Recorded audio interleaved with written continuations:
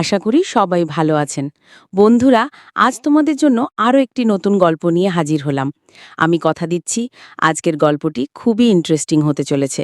গল্পটা শেষ পর্যন্ত শুনলে আপনারা অনেক মজা পাবেন, তাই গল্পটি স্কিপ না করে শেষ পর্যন্ত দেখুন।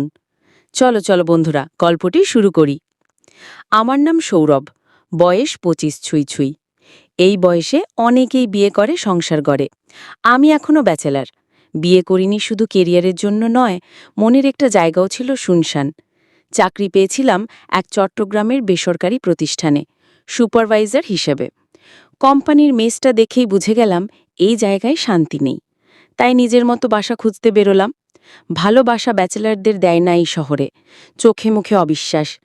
শেষমেশ শহরের এক পুরনো ভবনের ছাদে একটা এক রুমের বাসা পেলাম। ছোট একটা ঘর, কিচেন, বাথরুম। তবে ছাদের খোলা হাওয়া আমার মুক্তির মতো লাগল। ভাড়াও বেশি নয়। বাজিওয়ালা বিদেশে থাকেন, স্ত্রী দেখভাল করেন সবকিছু। ম্যাডাম বলেই ডাকতাম তাকে, পরিণত গাম্ভীর্যপূর্ণ এক নারী। বয়স ৪৫-এর কাছাকাছি হলেও তার চোখে মুখে এক অদ্ভুত প্রশান্তি, আর গলায় এমন এক স্নিগ্ধ কণ্ঠস্বর যা শুনলে দিনের ক্লান্তি হালকা হয়ে যেত। তার মেয়ে রিয়া কলেজে পড়ে, দেখতে চুপচাপ, অনেকটা মায়ের মতোই মুখ গম্ভীর। আমি কাজ আর নিধের মতো জীবন নিয়ে ব্যস্ত থাকতাম, কিন্তু মানুষ তো একা বেশি দিন থাকতে পারে না, মন তো কারো সাহচর্য চায়। একদিন রাতে হঠাৎ দরজায় টোকা পড়ল। রাত তখন 11:30। একটু অবাক হলাম, কিন্তু দরজা খুলে দেখি ম্যাডাম দাঁড়িয়ে। তোমার ঘুম ভাঙালাম তো? না ম্যাডাম, ঠিক আছি, আসুন বসুন। তিনি চুপচাপ আমার চেয়ারে বসলেন। হাতে একটা চায়ের কাপ ছিল, হয়তো নিজের বানানো। বললেন, শুধু বসে থাকতে ইচ্ছে করল। আজ ছাদে একা হাঁটছিলাম, তুমি জেগে থাকো ভেবে এসে পড়লাম। আমি কিছু বললাম না। তিনি গল্প করতে লাগলেন। শুরু করলেন তার স্বামীর গল্প দিয়ে, তারপর আস্তে আস্তে নিজের জীবনের শূন্যতা নিয়ে। সেদিন বুঝেছিলাম, নিঃসঙ্গতা শুধু আমিই টানছি না। আমার ঘরের নিচে থাকা এই প্রৌঢ়া নারীর জীবনেও এক গভীর শূন্যতা পুঞ্জীভূত হয়ে আছে। চোখে চোখ পড়তেই এক ধরনের অদ্ভুত অনুভূতি হল। সে চোখে কোনো কামনা ছিল না, ছিল নরম স্পর্শ খোঁজার আকুতি। ঘড়ির কাঁটা তখন রাত 1টা ছুঁই ছুঁই। আমি বললাম, ম্যাডাম, আপনি তো ক্লান্ত দেখাচ্ছেন, একটু শুয়ে নেবেন এখানে?" তিনি চমকে তাকালেন, তারপর আস্তে করে বললেন, তুমি ডরাও না? আমি মৃদু হেসে বললাম, আপনাকে ভয় পাবার কিছু নেই, কিন্তু আপনার চোখে যা দেখছি সেটা অস্বীকারও করতে পারছি না। তিনি চুপ করেছিলেন কিছুক্ষণ, তারপর ধীরে এগিয়ে এসে পাশে বসলেন। একটা দীর্ঘ নিঃশ্বাস ফেললেন। অনেক দিন পরে কেউ এমনভাবে আমার দিকে তাকালো। আমি হালকা করে বললাম, অনেকদিন পর কেউ হয়তো আপনাকে অনুভব করেছে। সেই রাতে কিছুই বলা হয়নি মুখে, কিন্তু স্পর্শের ভাষায় আমরা বুঝে নিয়েছিলাম দুজনেই একা, দুজনেই কাউকে খুঁজছিলাম। সেদিনের পর মাঝে মাঝে তিনি রাতে আসতেন, কখনো গল্প করতে, কখনো চুপ করে পাশে বসে থাকতেন। আমরা একে অন্যকে স্পর্শ করতাম খুব ধীরে, যেন সময়কে থামিয়ে রেখে একে অপরের অস্তিত্ব ছুঁয়ে দেখতাম। কিন্তু একটা রাত ছিল, যেটা আলাদা। রাত তখন প্রায় 2:30। দরজা খোলা ছিল একটু ফাঁক করে। আমরা একে অন্যের খুব কাছে, নিঃশব্দে শুয়েছিলাম। তখনই বাইরের অন্ধকারে একটা ছায়া নড়ল। আমি মুহূর্তেই বুঝে গেলাম, কেউ দেখেছে। কিন্তু কে? পরদিন দুপুরে দরজায় টোকা। দরজা খুলে দেখি রিয়া দাঁড়িয়ে আছে। চোখে অভিমান, মুখ গম্ভীর, কিন্তু কান্না আটকানো। আমি জিজ্ঞেস করলাম, ভিতরে আসবে? রিয়া আস্তে করে মাথা নাড়ল। ভিতরে ঢুকে চুপচাপ বসে পড়ল। আমি জানি মা রাতে এখানে আসে। আমি থমকে গেলাম। আমি দেখেছি তোমাদের সেদিন, ফাঁক দিয়ে। মার মুখে অনেক দিন পর হাসি দেখেছি, আর সেটা তোমার জন্য। আমি চুপ করেছিলাম। আমি রাগ করিনি, মা একা। আমি জানিও কতটা কষ্টে আছে। কিন্তু আমার শুধু একটা প্রশ্ন, তুমি তাকে সত্যি অনুভব করো না শুধু সময় কাটাও? আমি মৃদু কণ্ঠে বললাম, আমি তাকে সম্মান করি, তার নিঃসঙ্গতা বুঝি, কিন্তু সমাজ তো। রিয়া আমাকে থামিয়ে বলল, সমাজ কি জানে মা কতটা একা? জানে না, তাই আমি জানাতে চাই না। কিন্তু আমি চাই তুমি তার পাশে থাকো। অথবা অথবা আমি জিজ্ঞেস করলাম।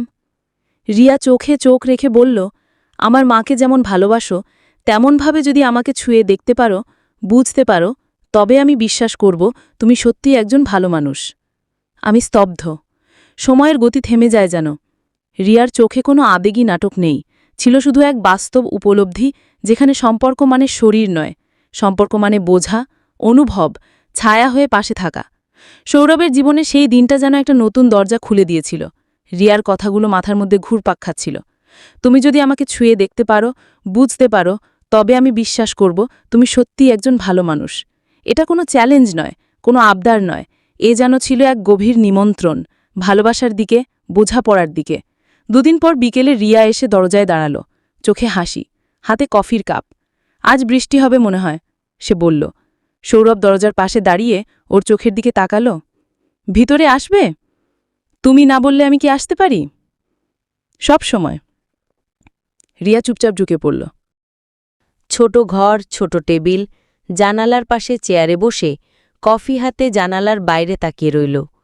বৃষ্টি নামতে শুরু করল ঠিক তখনই। টিনের চালে পড়া ফোঁটার আওয়াজে যেন চারপাশটা নরম হয়ে গেল। তুমি এই ঘরটাই প্রথম এসেছিলে সেদিন মার কথা শুনতে। এখন তোমার নিজের গল্প বলবে? সৌরভ হাসল। গল্প শুনবে? তোমার মুখে গল্পগুলো ঠিক গান হয়ে যায়।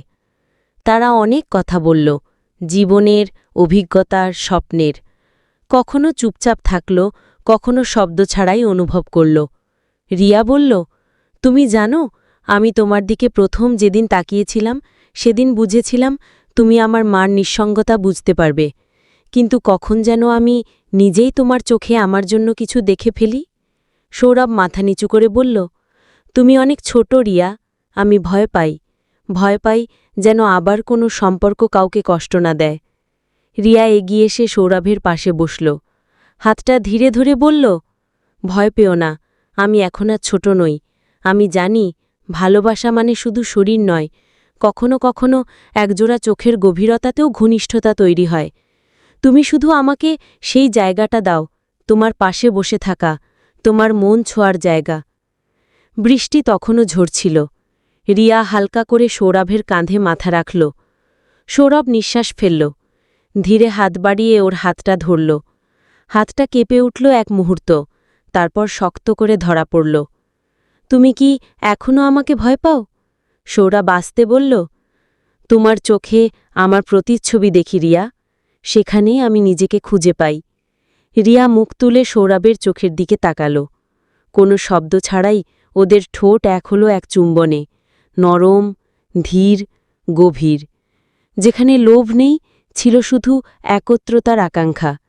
রিয়া বলল, তুমি যদি চাও আমি আজ কিছু না চাই, শুধু একটু থেকে যেতে চাই তোমার পাশে। সৌরভ ওর কপালে চুমু দিল, বলল, এটাই তো চাই, তুমি থেকো, কথা না বলেও থেকো। সেই রাতটা তারা একসঙ্গে ছিল, একটা বিছানায়, কিন্তু কারোর মধ্যে কোনো তাড়াহুড়ো ছিল না। রিয়া সৌরভের বুকে মাথা রেখেছিল, আর সৌরভ তার চুলে হাত বোলাচ্ছিল। ওরা কথা বলছিল না, শুধু বুঝছিল যে ভালোবাসা শরীরের আগুনে পুড়ে না গিয়ে মনের উষ্ণতায় তৈরি হয়, তেমন ভালোবাসা। সৌরভ ভাবছিল, রিয়াকে নিয়ে এই অনুভূতিটা ঠিক স্নেহ নয়, বন্ধুত্ব নয়, প্রেম, একটু বেশি, একটু গভীর। রিয়া হঠাৎ বলল, তুমি যদি চাও আমি আগামীকালও আসব। সৌরভ বলল, আমি চাই তুমি থেকো, যতদিন পারো থেকো, শুধু থেকো আমার পাশে। রাতটা কেটে গেল চুপচাপ। রিয়া ও সৌরভ একই বিছানায়, মুখোমুখি। আলো নরম, হাওয়া শান্ত। তারা কেউ ঘুমোতে পারল না, চোখ বন্ধ করলে বটে, কিন্তু মনে চলছিল হাজার প্রশ্ন, হাজার উত্তরের খেলা। রিয়ার মাথা সৌরভের বুকে। সে বলল, তুমি যদি চাও আমি তোমার সকালগুলোও দেখতে চাই। সৌরভ হাত বুলিয়ে দিল চুলে। তুমি অনেক গভীরে চলে এসেছ রিয়া, সেই জায়গায় যেখানে কেউ আসেনি বহুদিন। সকালে ঘুম ভাঙার সময় সৌরভ বুঝল, রিয়া এখন শুধু কারো মেয়ে নয়, কারো ছাত্রী নয়, সে নিজেই নিজের একটি পরিচয় গড়ে তুলতে চাইছে। রিয়া উঠে জানালার পাশে দাঁড়াল। রোদের আলোয় ওর মুখে এক নরম তৃপ্তি। তুমি কি সবসময় এতটাই নরম? সৌরভ হেসে বলল, তুমি দেখো বলেই হয়তো নরম থাকি। রিয়া আস্তে এসে সৌরভের হাতে হাত রাখল। আজ তুমি যদি বাইরে যাও আমি তোমার জন্য কিছু গুছিয়ে রাখতে চাই। সৌরভ ওর চোখের দিকে তাকালো। তুমি শুধু থেকো, আমি কিছু চাই না। সৌরভ অফিস থেকে ফিরে দেখে দরজা খোলা। রিয়া ঘর গুছাচ্ছে, বিছানার চাদর পাল্টাচ্ছে। রিয়া হেসে বলল, আজ প্রথমবার তোমার বাসা নিজের বাসা মনে হচ্ছে। সৌরভ মুগ্ধ চোখে তাকিয়ে রইল। রিয়া কাছে এসে হাত রাখল সৌরভের বুকে, ধীরে বলল, আজ আমি তোমাকে একটু কাছ থেকে দেখতে চাই, ছুঁয়ে জানতে চাই তুমি সত্যি আমার অনুভব কিনা। সৌরভ ওর কপালে ঠোঁট ছুঁয়ে দিল। রিয়া 2 হাত বাড়িয়ে ওর গলা জড়িয়ে ধরল। তাদের দুজনের মধ্যে তখন কথা নেই, কিন্তু শরীরের প্রতিটি নরম স্পর্শ, প্রতিটি নিঃশ্বাসে ছিল আত্মার সংলাপ। রিয়া সৌরভের হাতে ধরা দিয়ে বলল, চলো বসি একটু, শুধু তোমার পাশে থাকতে চাই, শরীরটা তোমার স্পর্শে বিশ্বাস পেতে চাই। সৌরভকে নিজের কোলের ওপর বসতে দিল। রিয়া মাথা গুজে রাখল ওর ঘাড়ে। দুজনের মাঝখানে আর কোনো দূরত্ব না রইল। রিয়া ওর ঠোঁট ছুঁয়ে দিল সৌরভের গালে। সৌরভ ধীরে ওর হাত চেপে ধরল। তুমি জানো না তুমি কি হয়ে উঠছ আমার কাছে। রিয়া চোখ বন্ধ করে বলল, আমি শুধু একটা আশ্রয় খুঁজেছি, হয় তোমার ভালোবাসায় নিজেকে হারাবো, নাইলে তোমার চুপচাপ থাকার ভেতরে নিজেকে গুছিয়ে নেব। রাতটা ছিল আরও নীরব, আরও একান্ত। তারা একে অপরকে অনুভব করছিল স্পর্শে, দীর্ঘ আলিঙ্গনে, নিঃশ্বাসের কাছে। তারা একে অন্যের কাঁধে মাথা রেখে বলছিল, তুমি আছো, আমি বুঝতে পারি। আর কিছু না চাইলেও আমি শুধু চাই তুমি থেকো, এইভাবেই। রিয়া আর সৌরভ এখন যেন আলাদা করে দুজন নেই। যেখানে তারা ছিল কিছুটা দ্বিধাগ্রস্ত, এখন সেখানে আত্মবিশ্বাস। তাদের বন্ধনের গভীরতা এখন চোখে পড়ে না, বোঝা যায় নিঃশ্বাসের ভেতরে। রিয়া ঘুম ভেঙে দেখে সৌরভ এখনও ঘুমাচ্ছে, চোখে শান্তি, মুখে হালকা হাসি। ওর বুকের উপর হাত রেখে রিয়া আস্তে বলে, তোমাকে ছুঁয়ে থাকলেই আমার ভেতরের কষ্টগুলো গলে যায়। সৌরভ জেগে ওঠে, হালকা হেসে বলে, তুমি এমন করে বলো, আমার মনে হয় আমি পৃথিবীর সবচেয়ে নিরাপদ আশ্রয়। রিয়া বলল, তুমি ঠিকই বলেছ, তুমি আমার ভালোবাসা না, তুমি আমার সাহস। সেদিন দুপুরে রিয়া নিজের ঘরে ছিল, মা পাশে বসে কাপড় গুছাচ্ছিলেন। মা হঠাৎ বললেন, তুমি আজকাল ছাদের ঘরের দিকে বেশি যাও, ও কি কিছু বলেছে? রিয়া কিছুক্ষণ চুপ করে থেকে বলল, তুমি কবে শেষ কথা বলেছ ওর সঙ্গে মা? মা তাকালেন, মুখে একরাশ অস্বস্তি। আমরা শুধু একে অন্যকে বোঝার চেষ্টা করতাম, কিন্তু সেটা থেমে গেছে যখন আমি বুঝলাম আমার বয়সের সঙ্গে সঙ্গে আমার অভিমানের গুরুত্ব হারাচ্ছে ওর চোখে। রিয়া মৃদু কণ্ঠে বলল, তুমি কি জানো এখন আমি তাকে ভালোবাসি? মা তাকিয়ে রইলেন, চোখে বিস্ময়, কান্না আর এক অদ্ভুত শান্তি। তোমার জন্যই কি ও এখন আমাকে আর খুঁজে না? রিয়া এবার শক্ত কণ্ঠে বলল, না মা, ও এখন আমাকে খোঁজে কারণ আমি ওকে চাই, কিন্তু তোমাকেও শ্রদ্ধা করে এখনও। সেদিন সন্ধ্যায় রিয়া ও সৌরভ ছাদে বসেছিল, চারপাশে নরম আলো, কানের পাশে হাওয়ার শব্দ। রিয়া বলল, মা হয়তো জানে আমাদের সম্পর্কের কথা, আমি স্পষ্ট বলেছি তাকে।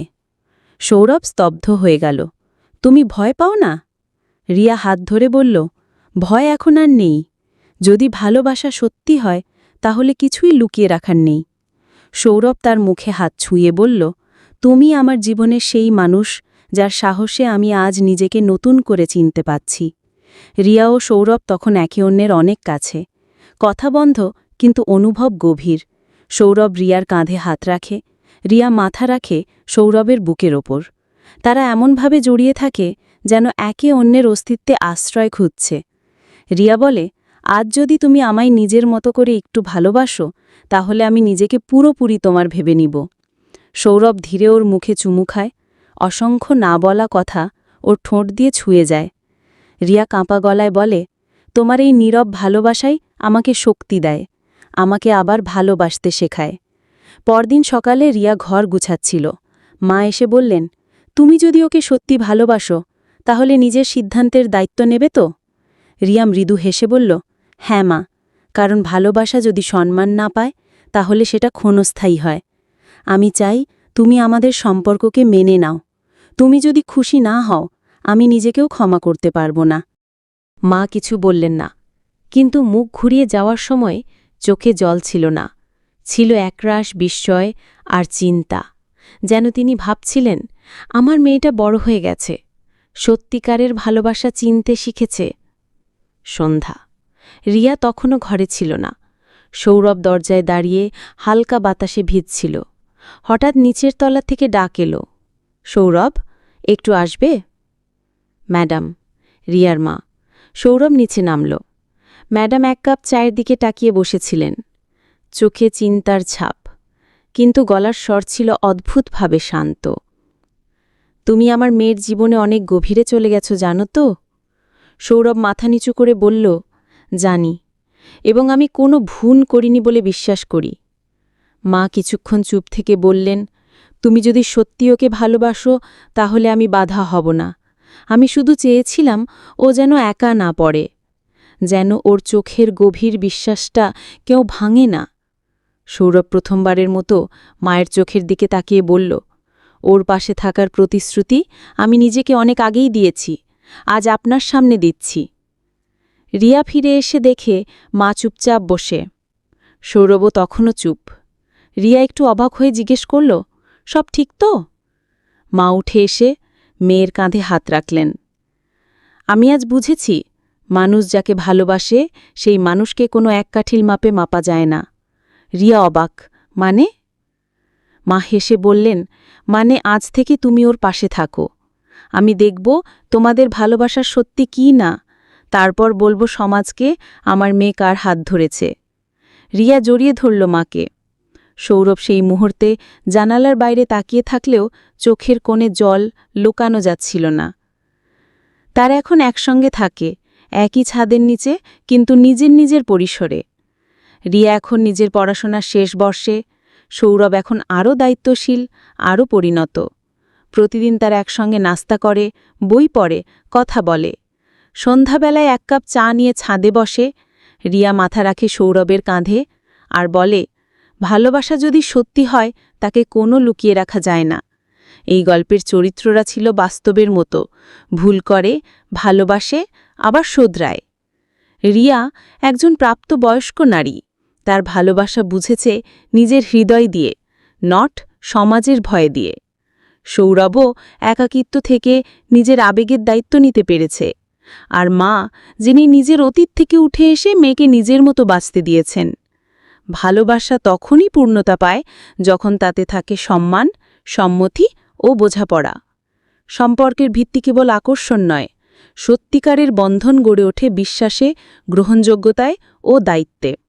সমাজকে বদলাতে হলে আগে নিজের চোখ বদলাতে হয়। তো বন্ধুরা, গল্পটি এখানেই সমাপ্ত করলাম। গল্পটি ভালো লাগলে একটি লাইক ও চ্যানেলটি সাবস্ক্রাইব করে দেবেন। ভালো থাকবেন সবাই, দেখা হচ্ছে পরের ভিডিওতে।